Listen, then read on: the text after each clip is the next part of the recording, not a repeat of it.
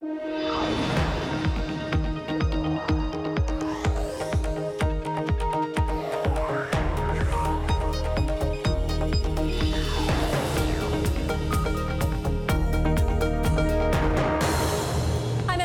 San Francisco, and this is Bloomberg Technology. Coming up in the next hour, Elon Musk's costly settlement with the SEC. He is out as Tesla chair, and both he and Tesla will pay a combined $40 million in fines. But did he get off easy? We will look at the road ahead.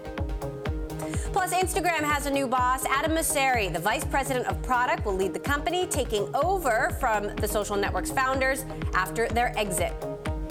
And the United States agrees to a trade deal with Mexico and Canada after months of high-level negotiations. We will look at the impact for tech as the China trade war continues. But first, to our top story, the Securities and Exchange Commission is making Tesla CEO Elon Musk pay a price for his infamous funding-secured tweet. Over the weekend, Musk agreed to step down as chair of the company he founded for 3 years. The settlement mandates separate $20 million fines for both Tesla and Musk, that money going towards harmed shareholders. SEC Chair Jay Clayton praised the agreement, saying this matter has been widely followed by our Main Street investors. When companies and corporate insiders make statements, they must act responsibly. So, what happens now for Tesla and its continuing attempts to meet production deadlines? And what about Musk, who remains CEO?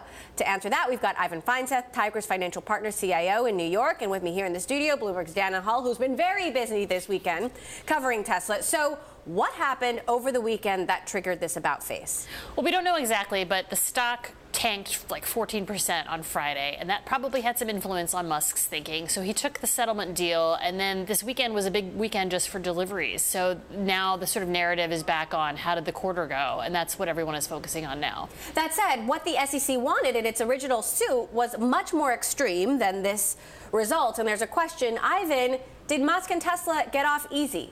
I think that the end result for Musk and for Tesla was very positive. I mean, the concern was that if he was no longer CEO, the company could really suffer. That could have hurt the employees, the shareholders, and the car owners. So I think this is an excellent outcome and allows him to be CEO. The company does need to have more governance in place. Obviously, if they had more governance, what had happened may have not have happened. So I think it's good for the company that they separate the chairman and the CEO role. They're adding 2 independent board members. And as I said, I think Elon is very lucky, and this is a great outcome for him and the company. Dana, do you expect that separating the chair and CEO roles will actually have an impact at a company where Elon Musk is larger than life, and clearly he doesn't appear to be moderating his behavior? Well, to be clear, he has to step down as chair, but he's still on the board, and he can be reelected as chair in 3 years. So it's like a timeout from the chairman role, but he's not like banned from being chairman for life. And I think what really matters is who are the 2 new independent directors going to be, and is the independent chairman going to be someone existing or someone new? So, Ivan, do you expect that this will have an actual impact then on the governance of this company? Yes, I think that the board, even though that they are very friendly to Elon and he is a board member, I think they needed to increase their governance, and I think that it will have a positive effect. And I think that the outcome is still very positive. There was concerns on Friday that this could be detrimental to the company, that there were people predicting that this, if he was removed as chairman, it could have put the company into a death spiral. So I think it would have negatively impacted the company. But so I think that having him remain as chairman, as CEO, is the most important thing, and that was the outcome. And I think that this is a positive step that they can now move forward to focus on production of the Model 3 and the introduction of the semi-truck and the new Model Y and the Roadster. Meantime, we are waiting for key metrics on Model 3 production this week as we near the end of the quarter. Dana, you've been out reporting all weekend. We've had Bloomberg reporters dispatched to multiple locations, Tesla locations across the country to monitor delivery. What did we find? They were jammed. So, it was uneven across the country. Like the Brooklyn store was pretty quiet on Saturday morning, but in Chicago there were like 75 people all jammed into the showroom. And multiple reports on social media of people getting their cars as late Sunday night. And so it was by all means a heroic end of quarter push. Employees from across the country were volunteering at the showrooms. A lot of existing Tesla owners showed up to help out. Now we just need the actual numbers. Ivan, what are the numbers you're going to be watching in terms of whether Tesla can deliver on these promises that Musk has made, even in the midst of all of this controversy? Well, I think anything over 3,000 Model 3s a week would be positive. He did hit 6,000 one week a few months ago, but there's huge demand for the car, which is very good. I mean, the Model 3 is spectacular, as are the S and the X, which is the most important thing, that they produce a great car. There's a lot of demand for it, and there's a lot of excitement around the car and the company, and that is the key thing that will keep everything moving forward. Dana, why is this quarter coming up so critical? Musk needs to be profitable, and he said on the last earnings call that he expects to be sustainably profitable in the second half of the year. So if they have a strong delivery showing and can sell some ZEV credits, they might actually show a quarterly profit, which would be the first time in several years. So, Ivan, all of this considered, we've got now some suggestions on independent board members. We're going to be speaking with Gene Munster of Loop Ventures a bit later in the show. He's suggesting Al Gore as a potential chairman for Tesla. What do you make of some of these names that have been thrown out there? I think that somebody that has from the auto industry as chairman would really be more positive than somebody like Al Gore, who is outside the auto industry. I think like who? Bob Lutz would be a good name, even though Bob Lutz has been very critical of Elon and Tesla. So there are a number of retired and even current auto executives that I think would be very additive to the company. Dana, what's your reaction to some of the names that we're hearing? I think there needs to be another woman on the board for sure, and I would argue someone with utility experience, given Tesla's ambitions in the energy market. Traditional auto, I can't really see Tesla going along with that. I mean, their whole point has been to disrupt auto. But I don't know what the process is for searching for the new board members and who's going to decide if they're bringing in a search firm or not. So what do we know about the timeline? He has to resign as chairman within 45 days, and I'm imagining that they will try to get new board members as fast as possible, but I forget what the exact deadline is on that.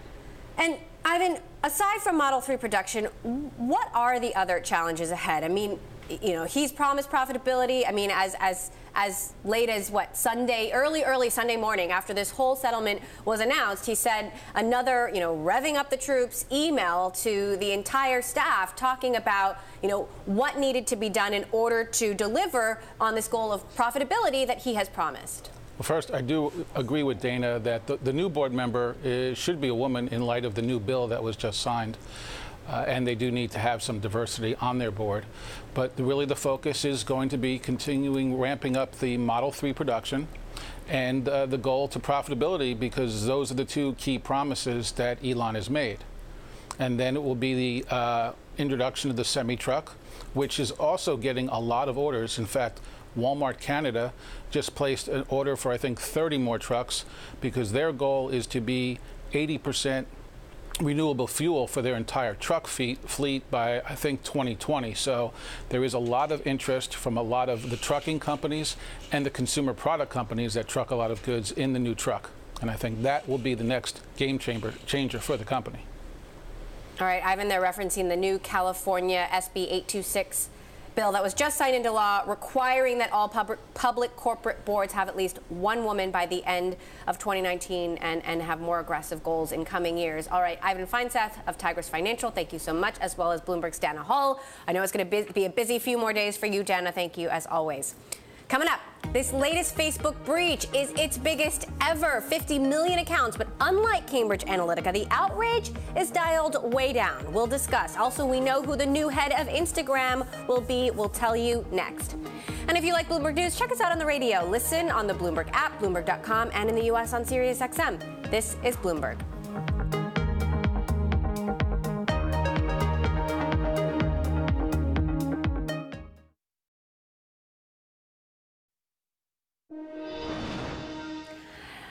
Last week, the co-creators of Instagram threw in the towel, and Facebook just named its new leader, Adam Mosseri.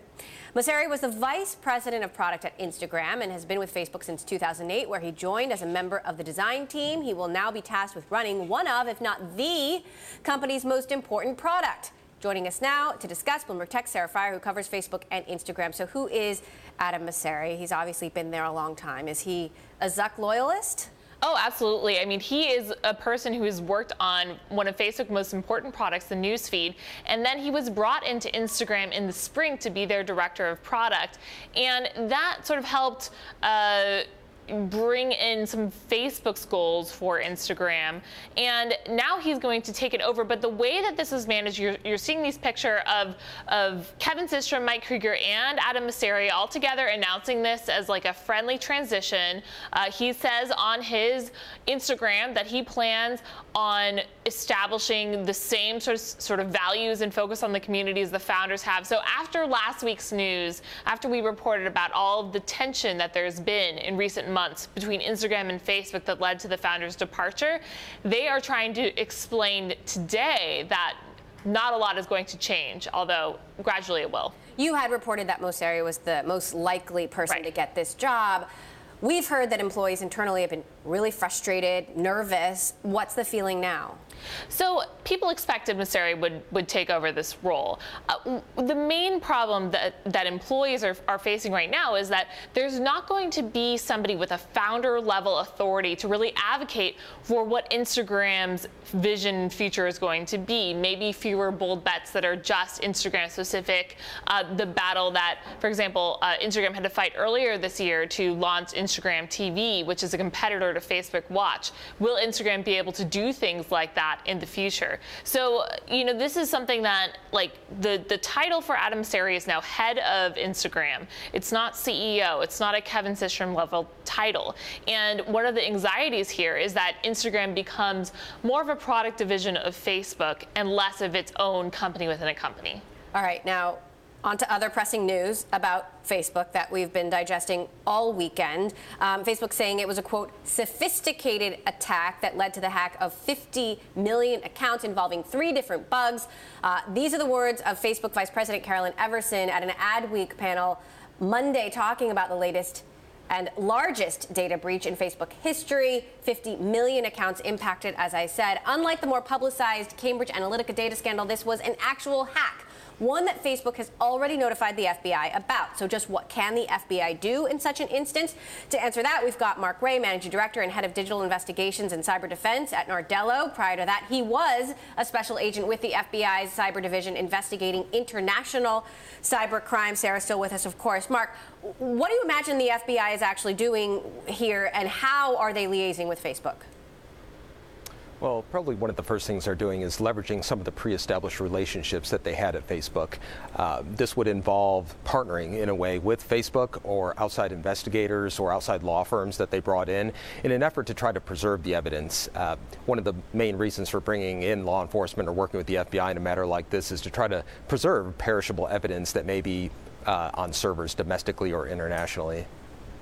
Now, Sarah, what makes this different from the Cambridge Analytica scandal is in Cambridge Analytica, they were using publicly available information generally and information that Facebook users, whether they really understood what they were consenting to, had consented to be used. But here you have an actual attack on Facebook accounts, at which point these hackers had access to everything in your private profile. Why aren't we hearing the same level of outrage, Sarah? Well, there was a sort of a tangible misstep in the Cambridge Analytica situation, which is that humans decided it was totally fine for this developer to get all this profile information from all of Facebook's users. Facebook basically said, sure, take information on these people and on their friends, and once you have it, we trust you that you won't do anything bad with it. And of course, that developer passed it along to Cambridge Analytica, which then helped Donald Trump get elected in the 2016 election. So there's that political intrigue there too. In this case, the actual information that was breached, it's much worse. This is not just public information. This is private information. This is your private posts. This is the ability to post on your behalf. This is the ability to log into every other app that has a Facebook login connection. So it's much more serious. Mark, how serious would you say this breach is? Very significant. As we heard earlier, this was by far Facebook's largest data breach. But in the scale of data breaches of all time, it's very large. And the reason is, you mentioned earlier, it is a hack. Unlike so many large data breaches of the past where people are social engineered out of their credentials or other phishing attacks that may take advantage of duping them into providing their password. This is an attack that seems to be a true hack. As we heard this morning, a vulnerability was, or multiple vulnerabilities were taken advantage of by the attacker to then surreptitiously take advantage of these people's accounts. So it's significant, and it takes a sophisticated attacker to pull off something, having intimate knowledge of Facebook's application. Now, Facebook says we may never know who's behind this, but what is your suspicion? Is this a nation state? Is this some criminal organization? And how are the consequences different depending on who actually perpetrated this attack? Right. I think based on the number of users involved here and the type of attack that we heard, I think all investigators need to look at all options. That means certainly the criminal element. Hacktivists could be associated with this, and also nation states. And don't forget insiders as well. This someone had very intimate knowledge of this. So, but if you think about the amount of data that was available, think back to the Yahoo hack and other large-scale data breaches like this. It's quite a wealth of information. So you have to look at the motive, or think about what motive would someone have. Someone can't take 50 million. Personal information of 50 million users and just go and sell it on the dark web today.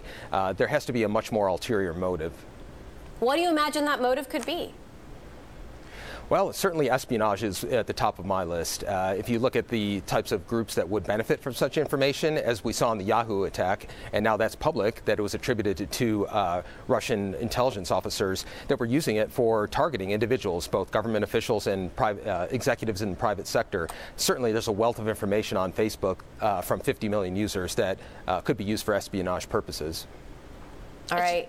Mark Zuckerberg and Sheryl Sandberg were also targeted in this hack, so that's something to note. Yeah, the mention of an insider, that's definitely intriguing. All right, Sarah Fryer, Bloomberg Tech, thanks so much. Nartello's Mark Ray, thank you as well. The FBI has a busy week this week, apparently. Coming up, competition among carriers to be the first 5G network has been heating up, and Verizon may be one step ahead of the others. That is next. This is Bloomberg.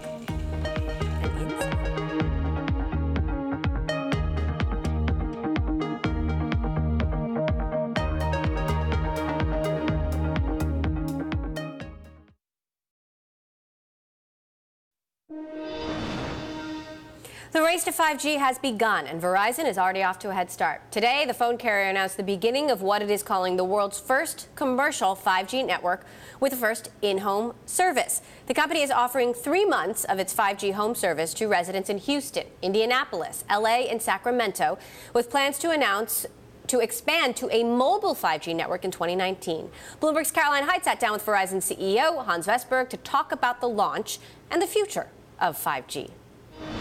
I think that Verizon has worked for a long time with 5G. We have many use cases. The first use case we have is actually 5G in the home. Instead of having fiber to the home, we have wireless to the home. It's just a revolution what you can do with wireless. So we announced it 2 weeks ago that you can order it, and today we're going to make the first customers in the world in the 4 cities getting 5G at the home, which is just an exciting time for us. But why is it revolutionary right here, right now? Because for many, the Internet of Things, the actual application of 5G doesn't really become a reality until 2019. I think that many things are happening in 5G. I mean, we are doing home. There's definitely going to be a lot of enterprise solutions, IoT and all of that. But of course, you and me as consumers are going to get the 5G smartphones as well in 2019, which is going to be a totally new experience. So there are so many facets of 5G compared to 3G and 4G, where basically throughput and speed were the only two things you can actually trade on. Now you have latency that is super low. You have battery lifetime that can be extended for a long, long time. So there's so many things you can do with it. And that's why we started with the 5G home,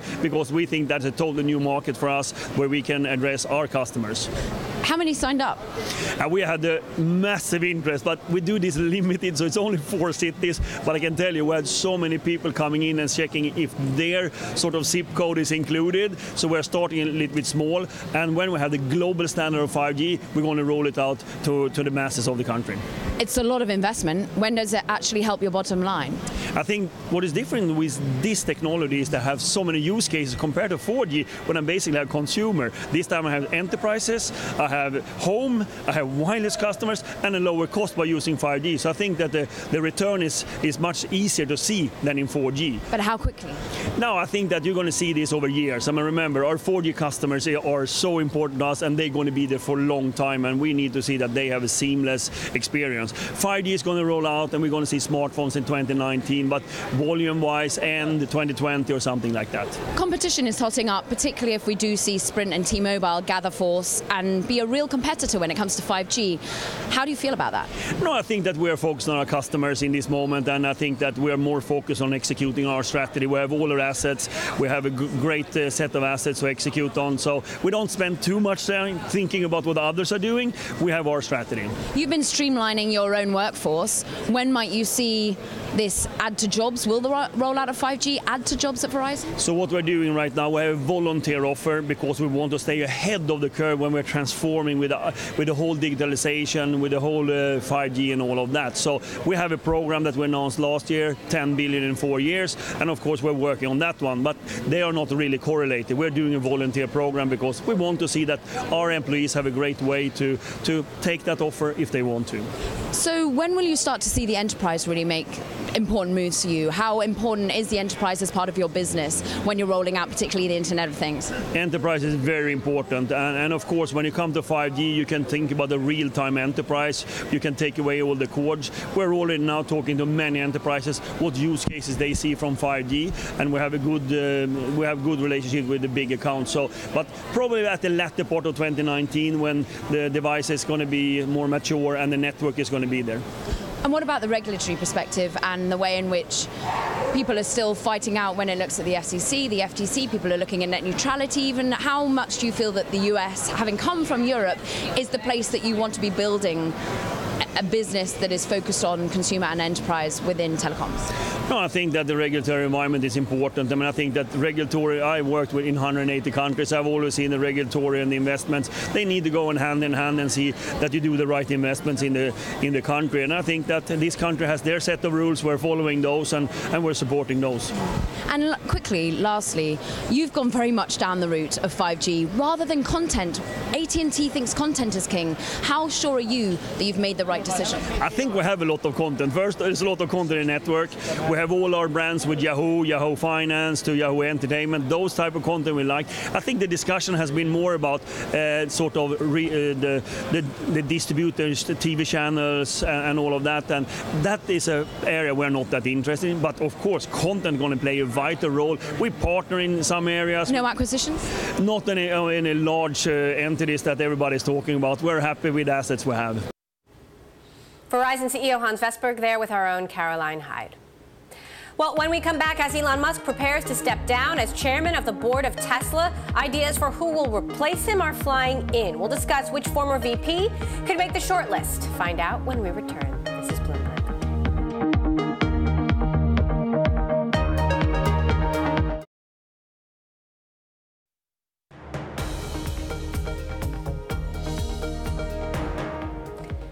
This is Bloomberg Technology. I'm Emily Chang in San Francisco. A new chapter for Tesla and CEO Elon Musk. Musk has learned that it's tough to win a fight with the SEC when the agency decides to play hardball. A massive fine, and he's out as chairman of the company for the next 3 years. Earlier, I caught up with analyst Gene Munster of Loop Ventures to talk about how this will impact the governance of Tesla. I mean, it's a huge deal, and the reason is it allows the company to have some more structure. That's been the piece that's been vastly missing here, especially over the last 6 months in terms of some of Elon's behavior. And the reason why more structure and giving up the chairmanship will provide a new level of structure, the reason why that's important is that allows the company to better retain existing employees, which has been a big problem over the past year, and separately recruit new people too. And so by creating this, essentially getting rid of his dual citizenship as CEO and chairman, it provides, I think, an important opportunity. This is a gift that Tesla essentially has gotten from the SEC. The board didn't have the strength to do it on their own. Their hand has been forced, but this is ultimately for the better of the company. You're suggesting some names for these two new independent directors. One of them is former Boeing CEO Jim McInerney. Another is former Vice President Al Gore, who you also suggest could be chairman. You know, He's a fairly divisive person, though he has been very supportive of Tesla and Musk in the past.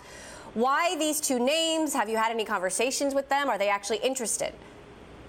Have not had any conversations with them, but I think that they make a ton of sense for two reasons, independent in each of them. But in the case of Al, his take is that obviously renewable energy is a big part of what he's been advocating for many years. And I think Tesla's mission, which may surprise some people, which is to accelerate the globe's adoption of renewable energy, fits well with kind of his mission. Now, there is the one challenge with his chairmanship, which is that he's currently on the board of Apple, which I think he enjoys that role. But he, to me, is the ideal person. The second, in terms of bringing the old Boeing CEO in, that has this kind of play, which I think could be appealing to Elon in the sense that the whole space industry, aerospace, and his expertise on the manufacturing side, I think, would bode exceptionally well. So either of those would be a home run for the company, and I think both of those are two people that Elon would agree to, which is an important part of the equation. Now, Tesla's problems are certainly not behind it. We are waiting for a big update on Model 3 production. What do you see as the biggest risks, the biggest challenges ahead? So the focus quickly shifts here to, as you said, Emily, to Model 3 production. So we're going to get numbers probably tomorrow, maybe today, but they typically report those at the beginning of the third month of the quarter. The expectation based on a September 7th blog post from Elon was that they've doubled their production of Model 3. If they do that, that's better than 50,000 Model 3s produced for the September quarter. I think that will be a positive for the story. I think some investors look at Elon's published comments with a grain of salt, and so I think the mere fact that they are formal numbers, I think, will still be viewed as a positive. And it's a big deal because this is what they need to do to scale.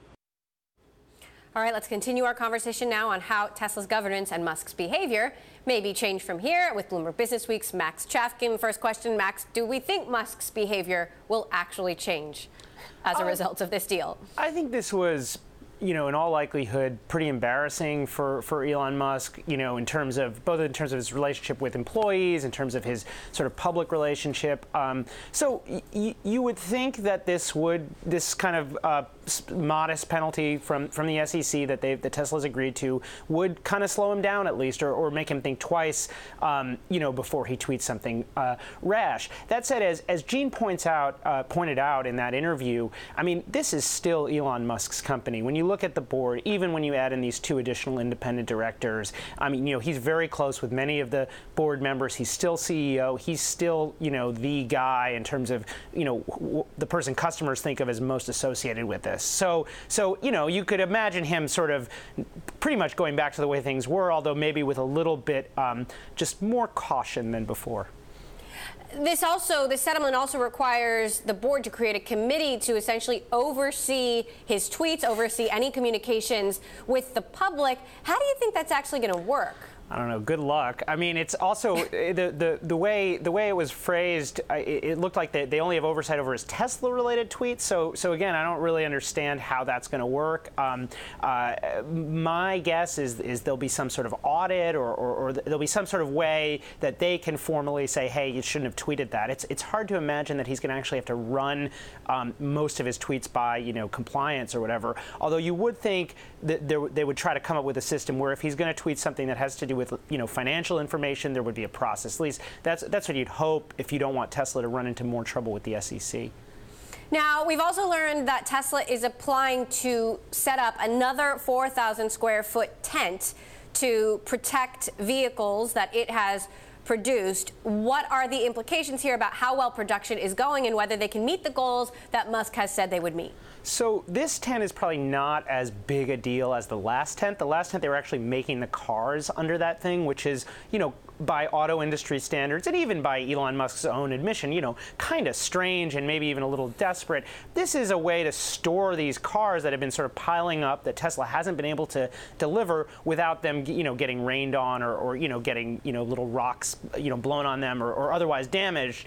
So I wouldn't read in this too much, except that it's another piece of evidence showing that they're having trouble, getting these cars to customers, which is no small thing when you're talking about the kind of numbers that Tesla is predicting.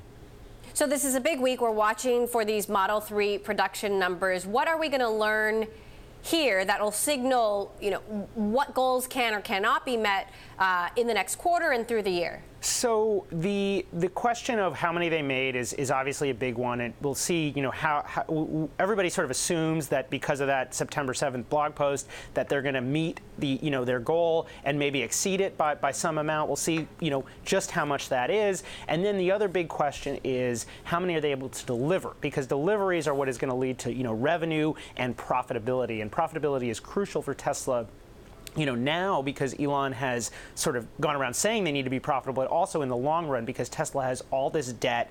Many people think it'll have to go back to capital markets. So if they're able to get to profitability sooner rather than later, then that's going to be huge. That's going to give them the upper hand in any kind of negotiation, say next year when they're trying to raise some more money. All right, well, we are monitoring those numbers, and we'll have them as soon as they come in. Bloomberg Business Week's Max Chafkin. As always, Max, thank you.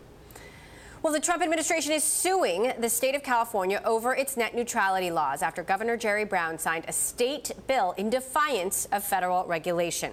The legislation prohibits internet service providers in the state from stratifying users and websites by those who can pay for faster surfing speeds and service, in effect blocking broadband providers from slowing traffic on their airwaves while charging for faster access.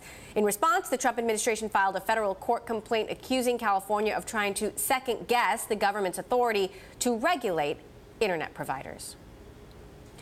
Governor Brown also signed a bill setting a new deadline for California-based publicly traded companies to have female directors. Some 165 companies with all-male boards will have to find one or more female directors by the end of 2019. The law further requires a company with 5 directors to ensure at least 2 are female by 2021, and those with 6 or more directors will need at least 3 women on the board. This is a threshold that many of the state's biggest companies, including Facebook and Tesla, do not currently meet. Still ahead, NAFTA is no more, with a new agreement called USMCA set to replace the $1.2 billion trade deal. We'll look at what it means for tech. This is Bloomberg.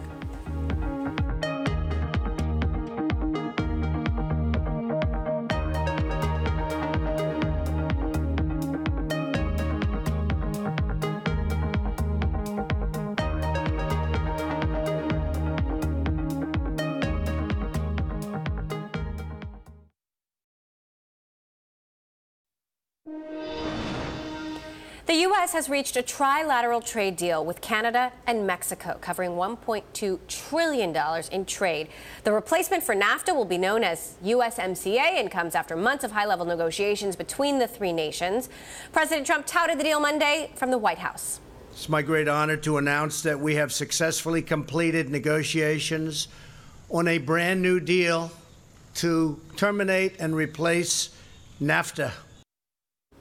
What does it mean for the tech industry? Well, the deal has a focus on autos and intellectual property. Let's discuss with former White House presidential advisor and co-author of a new book, The Leadership Lab, Pippa Malmgren, joining us now from L.A. So, Pippa, how consequential is this for the business community and more specifically the tech community, especially given the trade war that is happening with China? Oh, I think it's very important. Just renaming the deal gives it new life. And there are certain specific provisions that fundamentally mean we're going to have more inflation in the United States. It's going to make prices go up. For the tech sector, it actually shows there's hope for a deal with the Chinese. We'll get a lot of loud blustering, a lot of aggressive language, and then suddenly, bang, you get a deal. So that's potentially promising, actually. Well, and there's the question of whether, the bluster will actually lead to the consequences that the president has threatened, or whether this will, in general, it is just bluster. It is just potentially marketing on behalf of the president. Well, look, bottom line, the president is a property guy. This is how you do property deals. You put everything on the table. You say everything is open for negotiation. You make a lot of threats. So this reflects the president's negotiating style, whether we like it or not. And fundamentally, it is usually in trade negotiations, you do reach impasse after impasse. What does this mean for the auto industry? We know that the traditional auto industry, is certainly affected by trade with Canada and Mexico, and has also been fiercely competing with tech giants in the realm of self-driving and connected cars. What does this mean for U.S. automakers? Look, automakers are going through vast change. Already we're going to enter the driverless car era where we're not going to need the traditional combustion engine. We're going to have electric engines. We're going to have so much innovation is taking place anyway. But what this deal does is it's going to raise the cost of producing automobiles in the U.S. So workers are definitely going to get paid more. Parts are going to cost more. And that cost will get passed on, and it's going to show up in the form of higher inflation rates for the broad economy and higher inflation rates for the general public. That's going to be an issue for the Fed. So it's, take from one hand and give with the other. We get a deal, but it has some consequences that are both beneficial for workers and adverse for general inflation circumstances. It's an interesting exercise in leadership because the president will definitely claim credit that he's gotten something done here that everyone said was impossible. And it's kind of hard to take away from that. And it has to make you more encouraged that we're going to get some kind of an equal outcome on China. Meantime, the dynamics in China and with China are very different. The threat there, the concern there is their tech leadership, their AI leadership, and whether they could beat the United States in an AI arms race, if you will. How will that then impact the actual fallout from this potential trade war or resolution, if there is one? Yeah, well, I have a whole section about this in my new book, and we are in the new arms race, which is for computational power.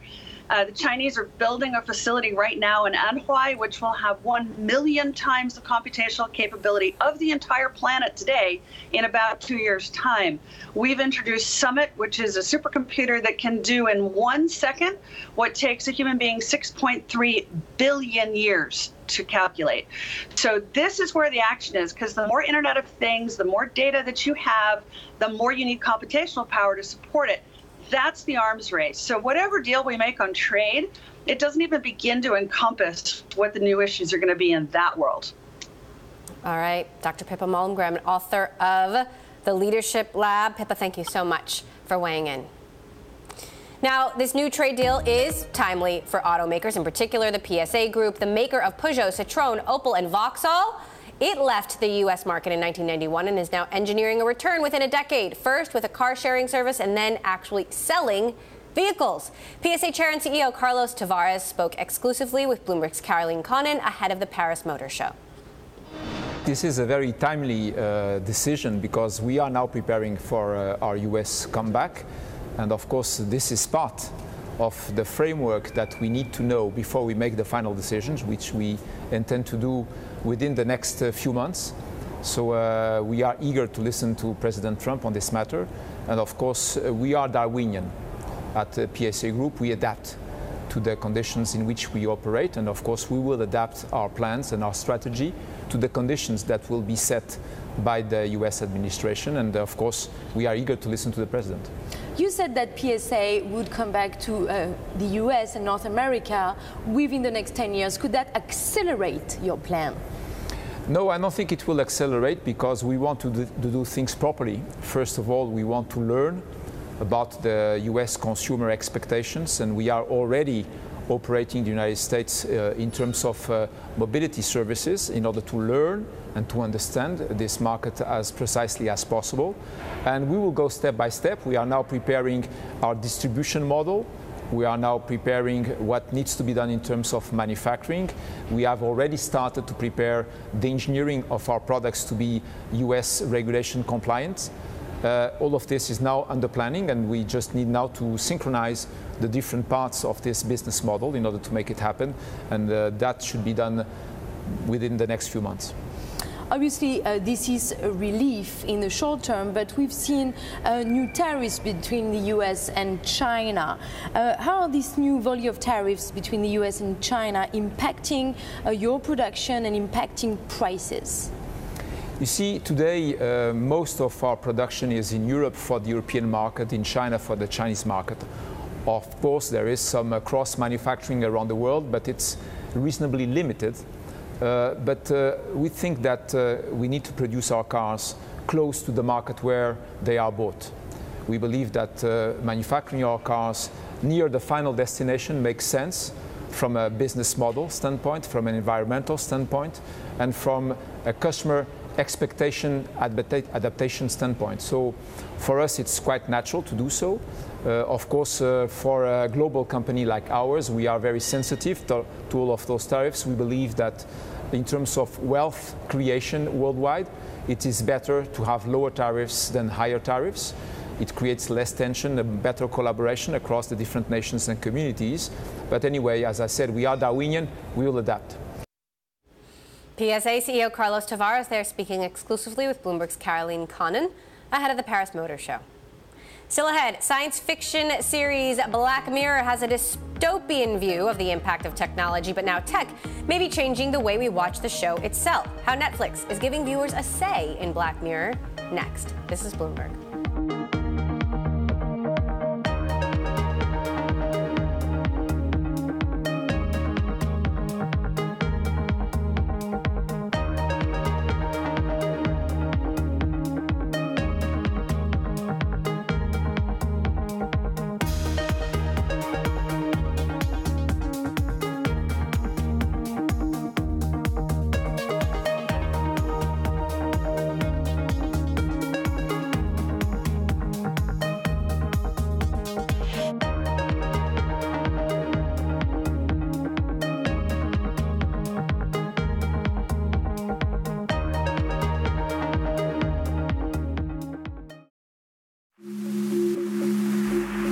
San Francisco, a lot of tech action today. Our top stories this morning in D.C. and the Dow and the S&P. Shall we? So the euro on a 7-day sizable moves in currency market averages down half. We begin in the oil patch. Saudi Arabia. Brent crude pretty much unchanged.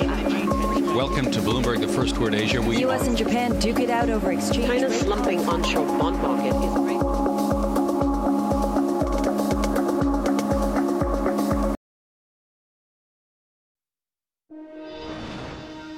Netflix changed the TV game once with binge watching, letting viewers watch an entire season all at once. And now it's switching things up again. The company is now developing a series of choose-your-own-adventure specials, allowing viewers to decide the next storyline in a TV or movie. Science fiction series Black Mirror will be one of the first of these projects, debuting an interactive episode in its 5th season this year. Bloomberg's Chris Palmieri joins us from LA to tell us more. So Chris, how exactly is this going to work? Well, we don't know all the details yet, but people are going to be able to watch and then sort of choose from several different endings of the episodes. The season will start in December. And this isn't totally new for Netflix. They've tried this a couple of times on some children programming. This is the first time they've taken a big hit TV show and tried to do this. How do you think multiple storylines will impact viewership? I mean, I can imagine with a kids show, maybe not as much, but when people have an emotional connection to a series, part of that engagement is driven by how it ends and not knowing. Yeah, I mean, this is not an entirely new idea. HBO has tried experimenting with this. If you think about, a lot of the live singing shows, you could call in and pick the winner. What's different now is, a lot of people are watching on mobile devices, so it's pretty easy on your iPad maybe to just click a different ending. And if you think about, we all watched the last episode of The Sopranos and wondered what happened and if there was a better way it could end, maybe this is the future. Netflix, as we know, has a huge budget for its original content. Is the cost that this will entail just a drop in the bucket? Yeah, I mean, certainly it will cost more, and that's one of the reasons why studios in the past have avoided this. You could maybe even pay double to work all these different endings, but in the overall budget, I mean, Netflix has something like 700 shows in development, $6-7 billion of production spending. So, yeah, this won't cost them that much. And there will also be video gaming elements incorporated into the series. You know, explain how that will work.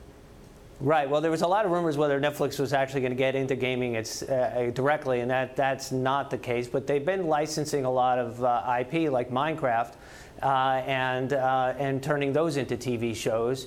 And you know that is obviously video games is a very interactive medium, and so they're trying to use this technology in the same way there. Again, just starting. And you know, Black Mirror will be one of the first shows that they're experimenting with here. Is this something that we would expect Netflix to then do season after season after season? Well, we'll see. You know, I mean, TV watching has always been a very passive thing. I mean, you just come home and you lay on the couch and you veg out. And whether people ultimately really want to interact with their TV that way remains to be seen. But if there's a company that's going to try it and a time to try it, it's Netflix and now. All right, Bloomberg's Chris Palmieri in LA. Thanks so much. Fascinating. We'll have to see how this works out. That does it for this edition of Bloomberg Technology. Tomorrow on the show, we are at the GeekWire Summit in Seattle. Don't miss our conversation with Sue Desmond-Hellmann, CEO of the Bill and Melinda Gates Foundation. I'm Emily Chang. This is Bloomberg.